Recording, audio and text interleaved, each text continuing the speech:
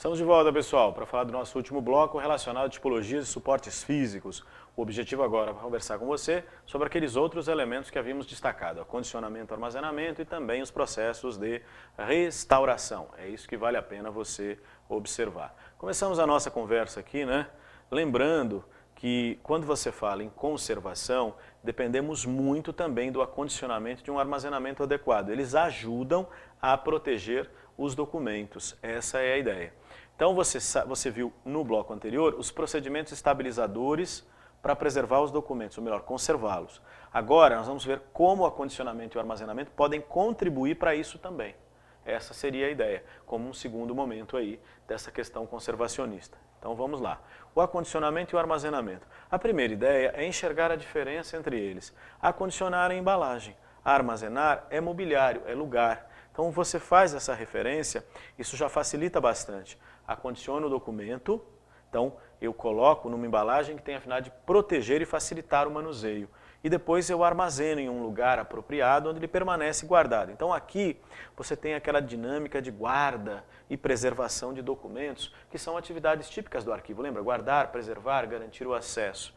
Então nesse caso o acondicionamento desempenha essa função protetora e facilita o manuseio, e o armazenamento essa questão também protetora, que é a sua característica num local ou equipamento apropriado. O importante é lembrar que conforme o suporte, conforme o formato do documento, a espécie documental, você tem maneiras diferentes de acondicionar e armazenar. Seria essa a ideia. A questão aqui seria interessante apresentarmos para você uma visão mais geral de como esse tema poderia ser abordado. Então, seguindo aqui o assunto, conforme o suporte ou a espécie do documento, pudéssemos destacar algumas características. Então, a primeira coisa, o papel. Qual é o ideal do seu armazenamento? Ele deve ser principalmente acondicionado, quando você fala, em caixas de papelão, por exemplo. É interessante destacar também a questão do mobiliário. Ferrugem é uma ameaça, por isso eu tenho que me preocupar com a qualidade da estante ou mobiliário onde ele vai ficar. O que é importante lembrar é que tem que ser mobiliário metálico, não tem jeito. Para o arquivamento, o mobiliário metálico é a melhor solução, porque madeira ela é suscetível a vários senões. É interessante destacar, seja o papel ou qualquer outro suporte, principalmente o ideal para os locais de armazenagem é metal, desculpe, não madeira, madeira não. Interessante também lembrar que nas questões de manuseio que possam ser lembradas em prova, destacar o risco da não higienização das mãos contribuindo para os agentes de deterioração. Além de destacar que em processos de pequena degradação ou destruição do documento, fitas adesivas e cola branca são ameaças à documentação. Então há um nível de acidez elevado nesses componentes que podem manchar o documento. Então são cuidados aí necessários nesse processo. Destacamos também que qualquer utilização indevida nos acervos, que os documentos devem ser mantidos de forma lisa e em superfícies lisas ou adequadamente armazenados, o cuidado no arquivamento vertical com dobras e marcas que possam ser feitas, ou mesmo o cuidado em processo de arquivamento horizontal, onde o documento sobre o peso pode se vergar. O importante é tomar cuidado com a documentação em papel, porque essas marcas elas são muitas vezes irreversíveis. É interessante lembrar também que os ambientes devem ser mantidos limpos e a questão da higienização é fundamental. Comentáramos o uso do aspirador como um elemento importante e é óbvio que nas folhas soltas você vai usar outras alternativas.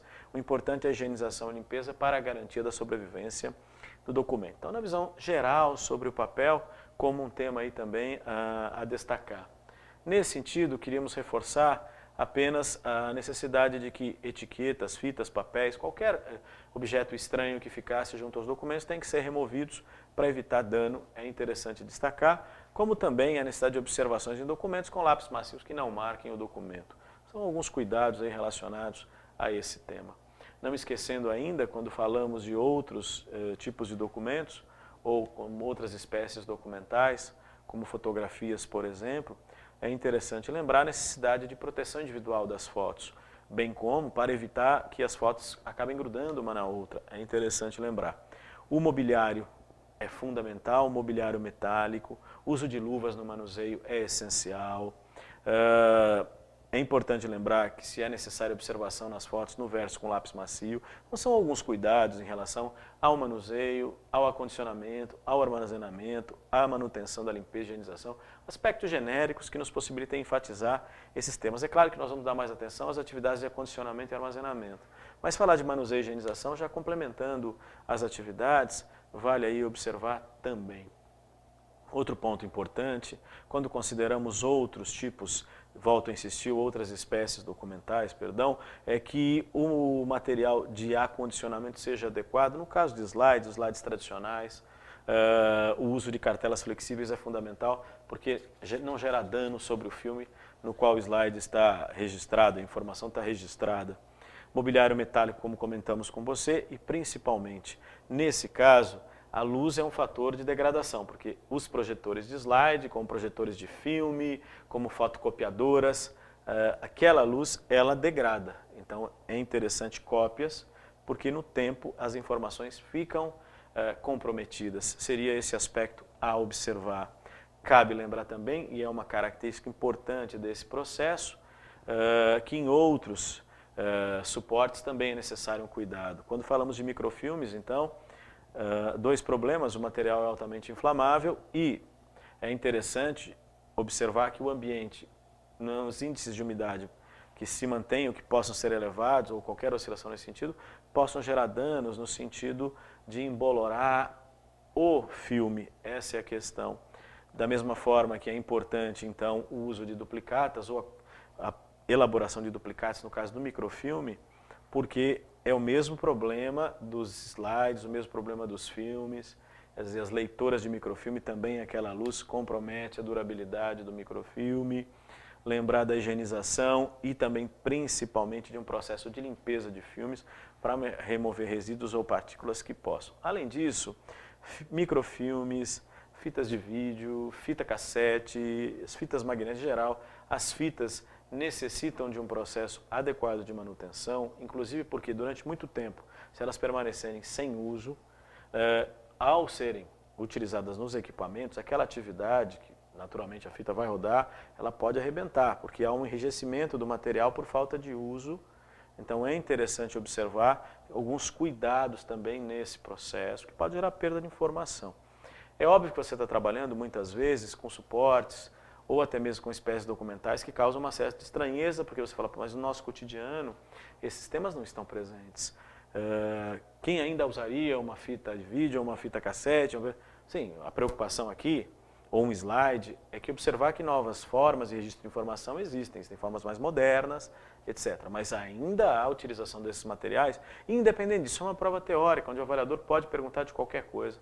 É óbvio que nós tivemos exemplos de provas sobre mapas, por exemplo, discutindo como os mapas são armazenados, ou fotografias, são algumas questões que já foram lembradas em prova, mesmo falando de uma era digital. Então esses temas podem aparecer, é necessário observar. Além desse aspecto, cabe também destacar a questão de outros suportes, os suportes magnéticos, como pendrives, por exemplo, e os antigos disquetes, ou DVDs e CDs, são suportes ópticos, que exigem alguns cuidados, né? Por exemplo, a qualidade do suporte é fundamental, a questão da temperatura, da umidade é um ponto importante. Os suportes magnéticos, como pendrives, por exemplo, são muito sensíveis aos campos magnéticos, tem que tomar cuidado para não perder dado. Já DVDs e CDs, que são suportes ópticos, não estão sensíveis a isso, mas correm um outro risco, arranhões e poeiras, porque as suas superfícies podem ter contato com locais empoeirados, ou até mesmo no uso eu posso riscar ou gerar alguma marca que dificulte a leitura. É óbvio que você tem como, em algumas situações, recuperar essas informações, mas são alguns cuidados que devam ser lembrados. E é óbvio, você fala de discos rígidos também, que são magnéticos, ali no próprio pendrive, etc., estão sujeitos, sim, à ação de programas. Então, a preocupação de programas que tenham essa finalidade de destruir informação, a preocupação do uso de antivírus que possam também garantir a segurança no uso dessas informações. São alguns olhares, né? A preocupação aqui é pensar diferentes situações e diferentes materiais que poderiam ser lembrados ou até mesmo espécies documentais. O importante para nós é mantê-los em ordem para não perder dados. Além disso, vale lembrar que as caixas de papelão são fundamentais para o arquivamento, Papelão, sempre recordado. Da mesma forma que o mobiliário de madeira, nem pensar. Caixa de plástico também não. O importante é o uso do papelão, porque ele resiste mais às oscilações de temperatura, vale destacar. No caso do plástico, a elevação de temperatura pode gerar com que o material, de certa forma, transpire ou perca as suas condições físicas, inclusive comprometendo o material. Além de lembrar da necessidade de calços quando você faz o processo de arquivamento, para evitar que os documentos fiquem dobrados. E outra coisa importante, é claro, na medida ideal da documentação. Eu não posso ter documentos muito estreitos ali em termos de espaço, quando são organizados em caixa, porque se ficar muito apertado ele pode vergar. Então é aquela ideia dos documentos terem espaço dentro das caixas. Só que também não pode ser muito pequeno, porque esse jogo também pode ficar, ou seja, eu não posso ter uma caixa muito grande para um documento pequeno. Essa é a ideia, eu tenho que dimensionar. Então essas questões de formato, de suporte, de espécie documental são muito importantes serem observadas com antecedência para evitar erros de arquivamento mesmo, que possam comprometer a documentação. Além disso, cabe observar que é necessário identificação externa adequada, porque a falta de identificação externa ela pode levar à perda de dados. Não é que é a falta, você faz uma identificação e no tempo ela se perde. Uma etiqueta que cai de uma caixa, eu não sei qual é. Bem, se você tem uma padronização, então caixas todas iguais, mesmo tamanho, bonitinho. Você tem ali etiquetas que identificam conteúdo. Se eu perco, como é que eu vou achar? Vou ter que abrir todas. Então, a ideia é de uma identificação externa adequada, no uso de etiquetas e, mais um ponto importante, a impressão, é sempre interessante lembrar, pode parecer bobagem, mas se você não faz a impressão de uma etiqueta de forma adequada ou registro adequadamente, e você, no tempo, vamos imaginar que esse registro vai se apagando, eu perco a informação do mesmo jeito. Então, a escolha e a sugestão das etiquetas impressas, ou mesmo com as canetas hidrográficas ou esferográficas, que resistem no tempo, para que você não perca as informações. Seria essa a ideia. Pode parecer banal, mas isso já foi tema de prova. É interessante destacar esses detalhes que às vezes algumas organizadoras podem trabalhar. Temos exemplos aí, ESAF, por exemplo, propôs questão em relação à ANEEL sobre etiquetas umedecidas, né, para colagem. E aí era o problema de que você umedecer a etiqueta para grudar na caixa, com o tempo no ressecamento ela pode soltar. Foram algumas coisas que ela lembrou. Banais, mas eu volto a insistir, lembradas em prova, detalhes e minúcias que possam dar um pouco de trabalho para você. É só uma atenção, um cuidado nesse sentido. Além disso, cabe destacar, né, que a grande preocupação é a manutenção constante de acervos vistoriados e revisados. A limpeza e higienização é fundamental do ambiente e dos documentos, ações preventivas. As vistorias e acompanhamentos constantes são importantes para o acompanhamento. Às vezes um problema, um detalhe, um senão, num acervo, que não é provocado por ele. Você tem uma sala, por exemplo, onde a documentação está armazenada. Um problema de um vazamento ou de uma umidade que possa estar danificando. Se eu não acompanho isso, o estrago pode ser inevitável. Então é importante o acompanhamento e monitoramento, que isso é feito periodicamente dentro dos acervos. Eu tenho que estar acompanhando, isso é necessário. Se isso é fato, vamos observar como essa questão pode ser abordada em prova?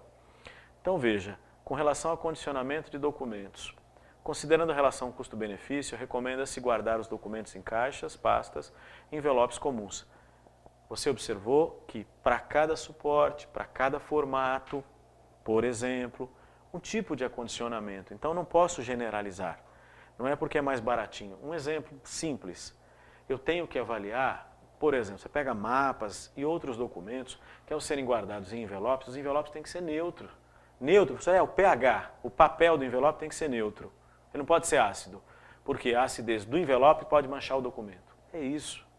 Então tenho que considerar esse elemento. Veja, então não é qualquer caixa, qualquer pasta, nada disso. O acondicionamento é a sequência de operações intelectuais e físicas que corresponde à guarda ordenada de documentos. Não, o acondicionamento é colocar na embalagem. O que é isso aí? É o arquivamento. Arquivar é essa sequência, que envolve não só as questões intelectuais de organização dos documentos, como físicas, o ato de arquivar. Tá? Então, o acondicionamento é uma etapa. Você está colocando na embalagem. Mas existe aí também um processo intelectual, de organização, identificação, análise dos documentos. Então, por isso que o arquivamento é a palavra que melhor define esse item B de bola aí. O mobiliário do arquivo deve ser confeccionado e posicionado segundo normas relativas à qualidade, resistência das peças e normas de segurança no trabalho, além de proteger contra danos físicos ou químicos e permitir o acesso fácil e seguro aos documentos. Esse é o grande desafio. O que você quer? É um mobiliário, ele está falando de armazenamento, que seja apropriado às condições dos documentos, mas também leve em consideração o acesso e a segurança, não só do documento, como também de quem usa. Seria essa a ideia. Então, reforçar essa questão para você como um elemento importante aí desse processo que garanta a qualidade do acervo. Outro ponto significativo aqui que tem que ser observado, ao condicionar documentos de grandes formatos, como mapas, plantas e cartazes, não se deve dobrá-los, né? Não se deve dobrá-los. Porque se você dobra o documento, você danifica. Pense, você manda guardar um mapa dobrado por muito tempo. Não, mas que o pessoal vende mapa na rua, vem dobrado. Meu caro, o problema é que quando você compra esse mapa, você tem que esticar, porque se ele permanecer dobrado, aquela região vai rasgar, vai danificar. Então, a mesma coisa se aplica a cartaz. É isso, eu não posso dobrar. Então, qual é uma maneira de guardar um mapa, professor? Ou você guarda ele na posição horizontal, num gaveteiro esticado, ou você guarda ele enrolado nos tubos, né? Papelão ou plástico, onde você pode guardar o documento, você vai colocar o documento ali. Essa seria a ideia. Então, tomar cuidado com esse detalhe, né? Outra coisa, estes magnéticos devem ser armazenados em móveis especiais de madeira, porque o mobiliário de aço atrai campos magnéticos que podem causar perda de dados. De novo, a questão central é, mobiliário de madeira não serve, não é compatível para os acervos arquivísticos. E essa questão do campo magnético não é uma determinante do mobiliário. Não é o mobiliário de aço que tem campo magnético, né? Essa é a questão. Então, o fato de guardar pendrives no armário de aço não significa que eu vou perder os dados ali. Essa é a questão, não tem nada a ver. Agora, a questão da madeira que eu comentei para você, não utilizar a madeira de jeito nenhum. Essa é uma referência, um tema que você vai observar também como característica. Bom, que mais, professor? Em relação aos processos restauradores, vamos imaginar que, independente de toda a conservação dos documentos, e os documentos acabaram danificados. Entra em cena a restauração. O que é a restauração, na verdade? Sempre aquela preocupação de preservar documento, guardar e acessar. Lembra disso? Eu tenho que preservar o documento. Você lembra também que a preservação envolve a restauração de documentos. Essa é a característica. E a restauração? Restauração de documentos, né, tem um objetivo, que é revitalizar a concepção do documento original, a sua legibilidade. Esse é um ponto importante. Elementos aqui centrais que são necessários, como, por exemplo, recuperar suas características originais, manter o material adequado para o restauro, são vários aspectos considerados. Porém, para nós, objetivamente, quando você pensa em provas de arquivologia, o maior cuidado, isso é fato, se relaciona a essa preocupação de perceber quais são as técnicas mais comuns da restauração de documentos. Essa é a ideia. Aqui, basicamente, a grande preocupação, quando você fala de documentos históricos, tem que tomar cuidado com a autenticidade, não comprometer isso no processo restaurador, etc. Mas o foco mesmo são os processos e procedimentos, como esses métodos. Os métodos citados aqui são métodos de restauração em papel, que é os que podemos lembrar. Banho de gelatina, encapsulação, laminação, silking, dando esse destaque para você sobre essas características.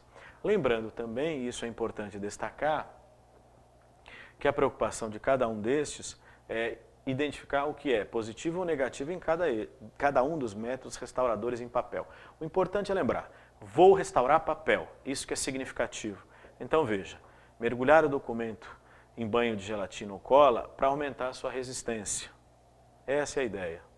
Não compromete legibilidade, não compromete flexibilidade e garante que os raios atravessem o documento, principalmente quando você fala dos infravermelhos, onde você vai analisar as condições internas da documentação.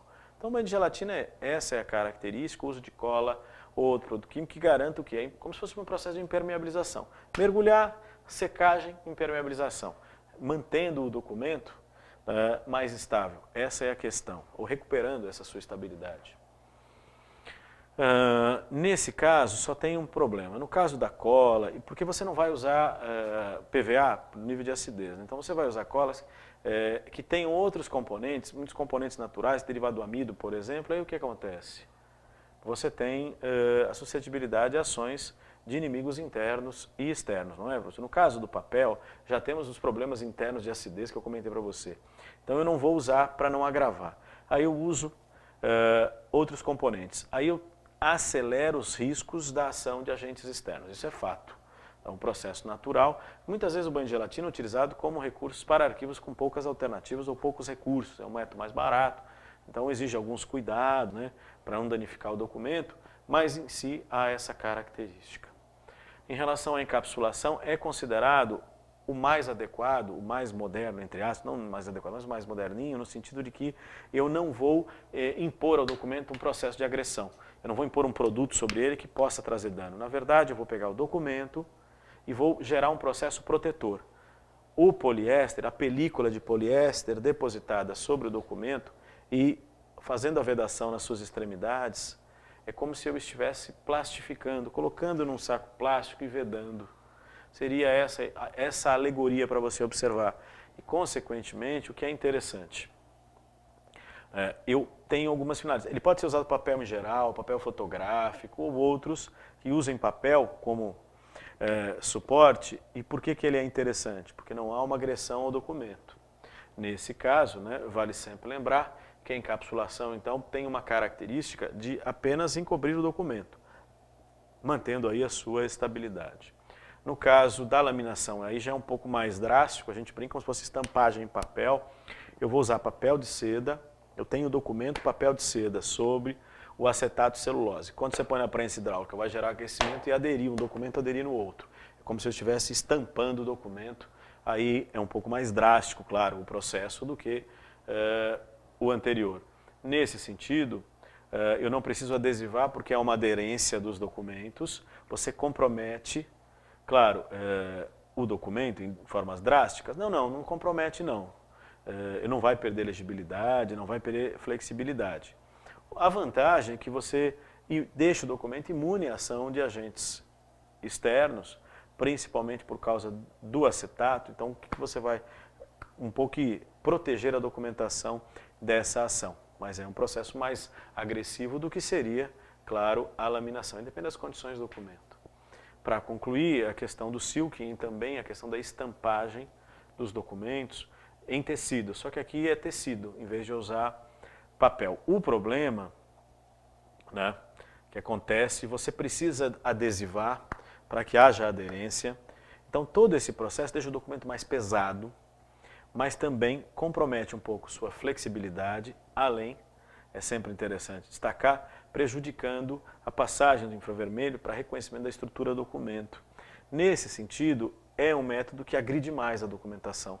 Nesse caso, né, ele compromete realmente a sua legibilidade, diferentemente dos outros métodos. Pensando em termos de perguntas, como é que esse negócio, professor, pode cair em prova? Então observe. Quanto às tipologias documentais, suportes físicos, julgue os próximos itens. Problema relacionado à obsolescência dos equipamentos e dos programas de informática que compromete a preservação de documentos digitais pode ser resolvido com o uso de laminação. Aí você entendeu por que a preocupação de visualizar quais são os métodos restauradores em papel? Laminação é para restauração em papel, ele está falando de obsolescência tecnológica. Para obsolescência tecnológica, você vai lembrar, migração de dados, a emulação ou simulação é que são alternativas. Não a laminação, que é restauração em papel. Ou até mesmo o alisamento é uma das operações de restauração de documentos mais utilizado em países tropicais. Veja, o alisamento é conservação, é umidificação do documento. O que a gente falou de restauração de papel ou restauração de documentos, o silking, laminação, encapsulação, banho de gelatina. Alisamento não. Aí você lembrava de novo, não se refere ao tema. São dois exemplos. Quer dizer, o que o avaliador queria saber se o candidato lembrava ou recordava quais eram as práticas relacionadas à restauração de papel. Por exemplo, ele usou técnicas aí distintas, usadas indevidamente, mas você reconhecia a questão. Vale observar. Bom, pessoal, diante de todas essas informações, o objetivo aqui é apresentar para você, claro, vários temas e vários tópicos de arquivologia que possam ser úteis em sua preparação. Sempre recomendando aqui, dando duas sugestões, o dicionário de terminologia do Arquivo Nacional, um subsídio importante para o uso dessas informações em prova. O próprio dicionário está disponível, você vai no site do Arquivo Nacional, ele está disponível, você pode obtê-lo na internet sem nenhum problema. O livro da professora Marilena Leite é uma sugestão de um material mais completo, que dá essa visão ampla sobre os temas abordados aqui. Ela é a referência da nossa apresentação. É interessante lembrar que até para que você possa conhecer o material, há resumos e sínteses do livro da professora também disponíveis na internet, algumas resenhas que possam ser vistas. O importante é o material de apoio e, sobretudo, provas. Eu usei várias provas aqui, você pode buscar essas informações nessas provas que possam auxiliar a sua preparação. Tá bom, pessoal? Obrigado a todos, bons estudos e até a próxima.